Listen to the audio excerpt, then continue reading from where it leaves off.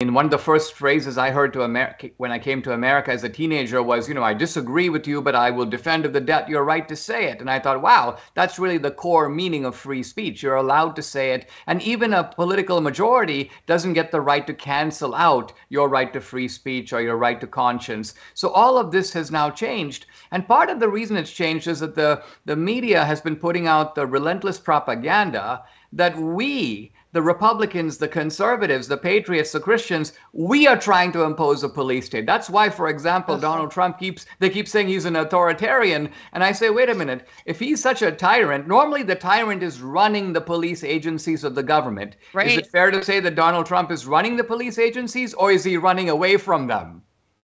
Wow. I mean, it's so true. And I think that maybe that's one of the things that has awaken people in a way, right? Because we've really never seen anything like what has happened with my father-in-law, the very clear targeting of one individual. And it's so obvious, I think, to so many people on both sides of the aisle. People are starting to have to admit this is genuinely what it looks like to be in a sort of authoritarian dictatorship of sorts. This is communist in its nature.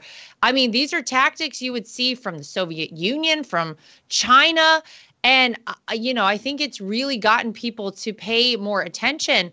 I assume that you believe, as I think a lot of people believe, that the upcoming election in 2024 is maybe a good step to taking the country back and turning things back around from this point, because I think for a lot of us, at least for me, it feels like if we allow the corruption we've seen, if we allow the censorship that we've seen to continue, then this country is not the same America that we thought it was or that it used to be. And I feel like a lot of it starts on November 5th, 2024.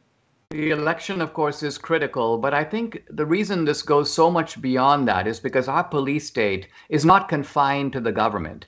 It is an octopus that stretches across the government, many agencies in the government, and also the private sector. I mean, if you take something as simple as censorship, the institutions involved in censorship are academia, the media, the nonprofit sector, the digital platforms. So typically an academic will come up with a list of people to be banned. Then instead of directly banning someone, which they can't do, they use intermediaries. So they hand off the list, the government does, to the Stanford Internet Observatory or the so-called Virality Project. And then those guys go to the digital platforms and say, hey, these are the guys that we need to have banned. The digital platforms then carry it out.